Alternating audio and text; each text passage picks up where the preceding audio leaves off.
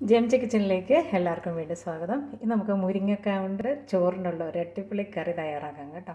വളരെ ഈസി ആയിട്ട് തയ്യാറാക്കാം, നല്ല ടേസ്റ്റുമാണ്, എല്ലാവരും കഴിക്കും. ചോറിൻ്റെ കൂടെയും ചപ്പാത്തിയുടെ കൂടെയൊക്കെ നല്ലതാണ്. ഞാൻ സാധാരണ ഇത് ചോറിൻ്റെ കൂടെയാണ് കഴിക്കുന്നത്.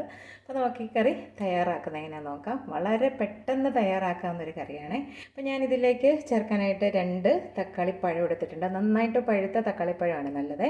പിന്നെ 2 മുരിങ്ങക്കോല്, അധികം മൂത്ത് പോയതുമല്ല എന്നാൽ തീരെ ചെറുതുമല്ല, ഒരു മീഡിയം സൈസിലുള്ള മുരിങ്ങക്കോല് 2 എടുത്തിട്ടുണ്ട്. അത് നന്നായിട്ട് ചീകി വൃത്തിയാക്കി കഴുകിയെടുത്തതാണ്. പിന്നെ ഇതിലേക്ക് ചേർക്കാനായിട്ട് ഞാൻ കുറച്ച് ചെറിയ ഉള്ളി 2 പച്ചമുളകും എടുത്തിട്ടുണ്ട്. നമുക്ക് ആദ്യം ഇതൊന്ന് വേവിച്ചെടുക്കാം. ഞാനിതൊരു മൺചട്ടിയിലാണ് തയ്യാറാക്കുന്നത്. ഇപ്പോൾ ഇതുപോലത്തെ കറിയൊക്കെ മൺചട്ടി തയ്യാറാക്കുന്നതാണ് കൂടുതൽ നല്ലത്. മുരിങ്ങക്കോലൂടെ നമുക്കിതിലേക്ക് ചേർത്ത് കൊടുക്കാം. ചെറിയ ഉള്ളി പച്ചമുളകും. ഇനി ഇതിന് നമുക്ക് തന്നെ വെള്ളം ഒഴിച്ച് വേവിച്ചെടുക്കാം. ഒഴിച്ചുകറി ആയതുകൊണ്ട് നമുക്ക് കുറച്ച് വെള്ളം ഒഴിച്ച് തന്നെ വേവിക്കാം.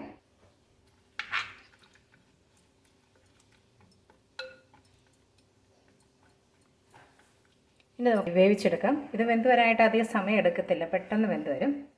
ഇനി ഇതിലേക്ക് അരച്ച് ചേർക്കാനായിട്ട് ഞാനൊരു 1/2 കപ്പ് തേങ്ങ എടുത്തിട്ടുണ്ട്. ഇതിലേക്ക് 1/4 ടീസ്പൂൺ മഞ്ഞൾപ്പൊടി ചേർത്ത് കൊടുക്കുക. 1/2 ടീസ്പൂൺ കാശ്മീരി ചില്ലി പൗഡർ ചേർക്കാം. പച്ചമുളക് നമ്മൾ 2 ചേർത്തിട്ടുണ്ട്. ഇനി നമ്മളിതിലേക്ക് ചേർക്കുന്ന സ്പെഷ്യൽ മസാലക്കൂട്ട് എന്നാന്ന് ചോദിച്ചാൽ 1 നുള്ള് ഉലുവാപ്പൊടി ചേർത്ത് കൊടുക്കുക. കായപ്പൊടി 1 പിഞ്ച് ചേർക്കും. പിന്നെ നമ്മളിതിലേക്ക് ഒരു വെളുത്തുള്ളി ചേർക്കുന്നുണ്ട്.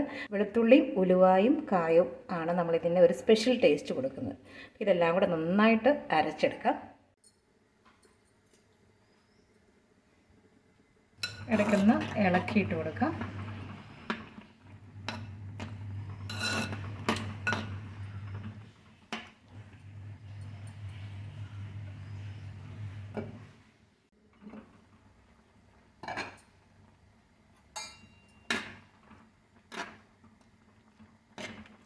ഇപ്പോൾ ഇത് നന്നായിട്ട് വെന്തിട്ടുണ്ട്.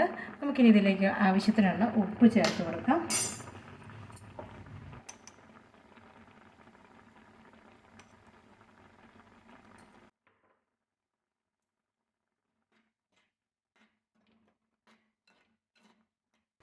നമുക്ക് തേങ്ങ അരച്ച് വെച്ചിരിക്കുന്നത് ഇതിലേക്ക് ചേർക്കാം.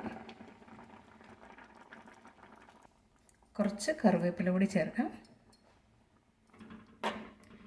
അരപ്പ് ചേർത്ത് കഴിഞ്ഞാൽ അധികം തിളയ്ക്കേണ്ട, ഒന്ന് തിളച്ച് വരുമ്പോൾ നമുക്ക് ഫ്ലെയിം ഓഫ് ചെയ്യാം. പിന്നെ ഇതിലേക്കൊന്ന് താളിച്ചൂടെ ചേർക്കണം. ഇപ്പം തിളച്ച് തുടങ്ങിയിട്ടുണ്ട്. നമുക്കിതിന് വാങ്ങി വെക്കാം. ഇനി ഇതിലേക്ക് താളിച്ച് ചേർക്കാം.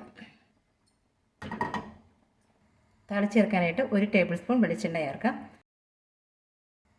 ഓയിൽ ചൂടായി കഴിയുമ്പോൾ 1/2 ടീസ്പൂൺ കടുക് ചേർത്ത് കൊടുക്കാം.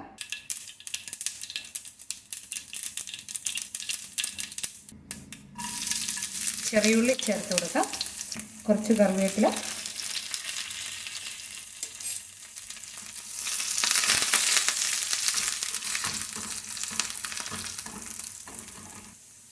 രണ്ട് ഉണക്കമുളക്.